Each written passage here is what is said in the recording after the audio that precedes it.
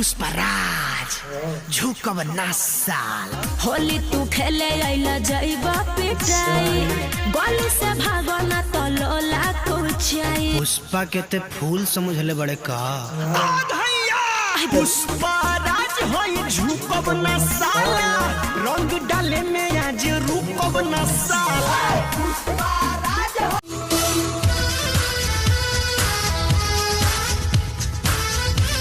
Hello guys, कैसे हैं आप लोग? उम्मीद करता हूँ मस्त होंगे, स्वस्थ होंगे, बहुत ही अच्छे होंगे। सो गाइस आज मैं फिर से एक न्यू होली सॉन्ग लेके आ गया हूँ। जी हाँ, जो सॉन्ग का नाम है मैं झुकेगा नहीं साला। ये पुष्पा मूवी का डायलॉग को लेकर के भोजपुरी सॉन्ग बना है, होली का सॉन्ग बना है, बहुत ही मस्त सॉन्ग।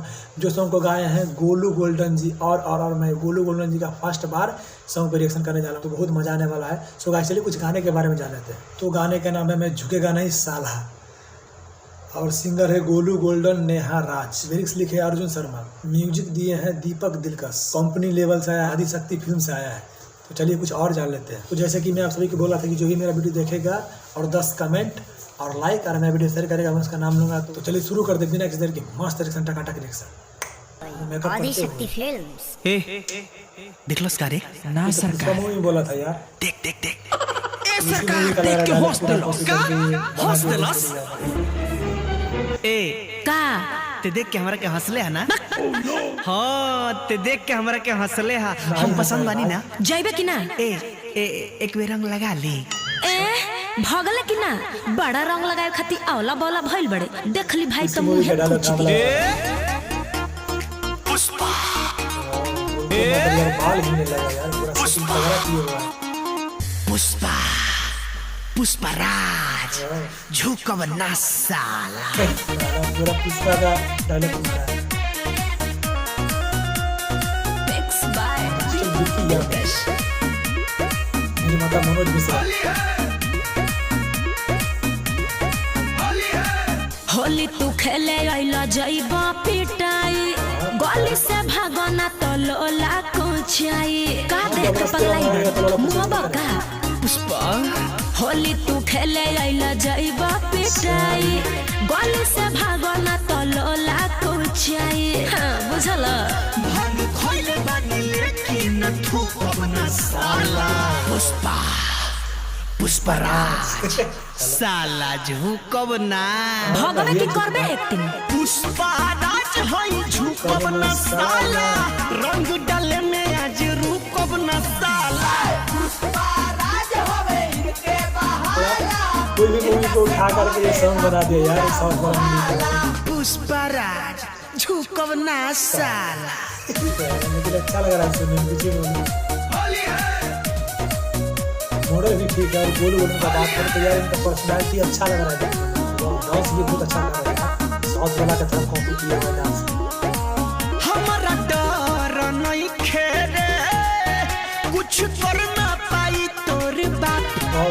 मारने करेगा बड़ा हाथ तू रदी है, होली में डाले ना कोई पोछा। होई से आदमी आज छुपब ना साला। पुष्पा के ते फूल समझले बड़े का पुष्पराज होई झुकब ना साला, रंग डाले में आज रुकब ना साला। पुष्पराज होवे इनके बहाला, इनका से डरेला पूरा मुहाला। ए बेटा मेरा अड्डा। लेकिन हमको लग रहा है थोड़ा मॉडल है, गोलू गोल्डन थोड़ा बड़ी लग रही है देखने में यार।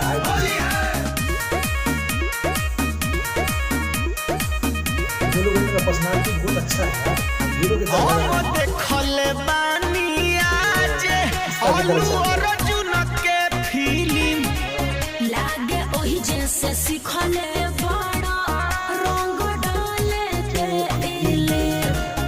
गुलू डरी है ना कितनो चाली जे बाला। हम तोरा मोहल्ला में टांग अड़ावे नहीं खियाई, रंग लगावे बनी रंग। पुष्पराज होई झुकब ना साला, रंग डाले में आज रुकब ना साला। पुष्पराज होवे इनके बहाला, इनका से डरेला पूरा मुहाला। ये सिर बढ़ रहा है तो मार के कचमर निकाल दिया यार। पुष्पराज झुक झुकब ना साला। अभी बोला बहुत ही मस्त था। तो कैसा लगा मैं झुकेगा नहीं साला, लेकिन लास्ट में तो पीट के उसको झुका ही दिया है बेचारे को। और ये तो पुष्पा मूवी का पूरा डायलॉग को ही लेकर के गाना बना हुआ था। हमको तो थोड़ा बहुत अच्छा ही लगा, आप लोग कैसा लगा जरूर बोलिएगा। और ये गोलू गोल्डन जी का और मॉडल का दोनों का जोड़ी अच्छा जमना था, लेकिन गोलू गोल्डन से तो ये मॉडल थी ना थोड़ी बड़ी लग रही थी हाइट में। कुछ ही बोले मेरे को ये सॉन्ग बहुत ही अच्छा लगा, आप लोग कैसा लगा जरूर बोलिएगा। जैसे कि मैं आप सभी को बोला था कि मेरा वीडियो जो देख करके लाइक और शेयर और कमेंट करेगा मैं उसका नाम लूँगा, तो प्लीज़ करिए। अगला वीडियो में आप सभी का भी नाम लूँगा। सो गाइस हमारे वीडियो को लाइक करें, हमारे चैनल को सब्सक्राइब करें, हमारे वीडियो को शेयर करें। अगर हमसे कुछ मिस्टेक हो तो कमेंट सेक्शन में जरूर बोलें। सो गाइस तब बदलता हूँ, बाय, ठीक है।